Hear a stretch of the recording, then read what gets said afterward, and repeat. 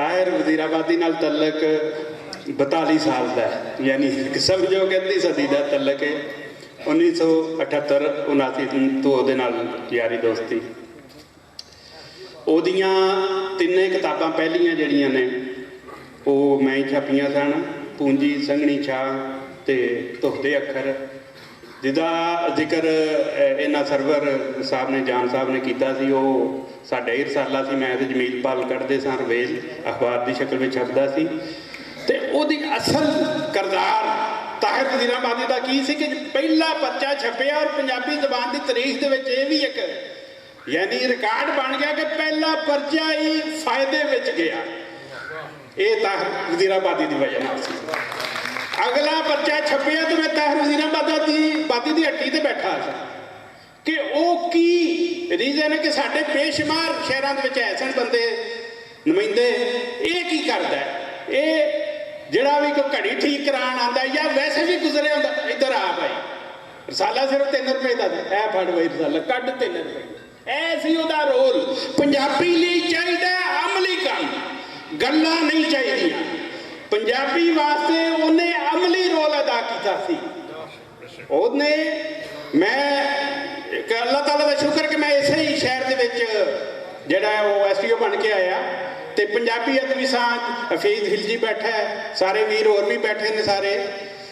वो उस वेले रखी गई ਉਹਦੀ बुनियाद, ਉਹਦੇ ਨਾਲ भी एक अमली स्ट्रगल, एक अमली कोशिश कि लोगों को जोड़िए। निरा ये नहीं कि एक दूजे की बल्ले बल्ले करनी है, नहीं, एक जबान मर रही है भाई असी अपने बच्चों को सिखाने तो शर्मिंदा हाँ। और दूजे पासे सानू ये एहसास नहीं कि ये उन्होंने सूफिया बुजुर्गों की जबान है। यानी बाबा फरीद साढ़े पहले शायर ने, सुल्तान बाहू साढ़े शायर ने, शाह हुसैन जिन्ना सानू दायरा इस्लाम विच लैके आए, असीं उहनूं दायरा तलीम चों कढ दिता। यह जुल्म ये अल्लाह ताला की मेहरबानी है कि इहो जिहे खुद रहो पौधे मैं कहना इन्हों किसी ने नहीं, अल्लाह की रहमत ने उगाया। ये बट भी सा जिहड़ा बैठा मुदस्सर बट, ये भी अल्लाह ताला की एक मेहर है कि इन्हें भी धार लिया कि मैं पंजाबी ज़बान नज़रिया तलीम बना के इंशाअल्लाह इसदा हक अदा करना है। सानू चाहिए ने बंदे कम वाले, सानू चाहिए ने ये नहीं कि एक दूजे की बल्ले बल्ले करिए तो घरों करी नहीं।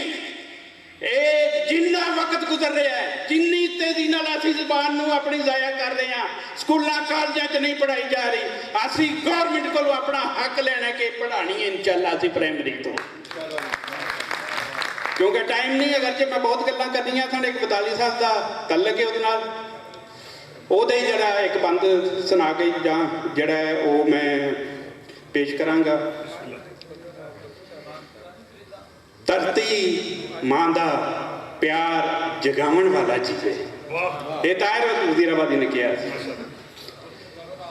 धरती मां दा प्यार जगावन वाला जीवे, मां बोली दा मान वधावन वाला जीवे, जीवे जिसके दिल विच प्यार सकाफत दा, जीवे जिसके दिल विच प्यार सकाफत दा, नाले उसकी सांझ निभावन वाला जीवे।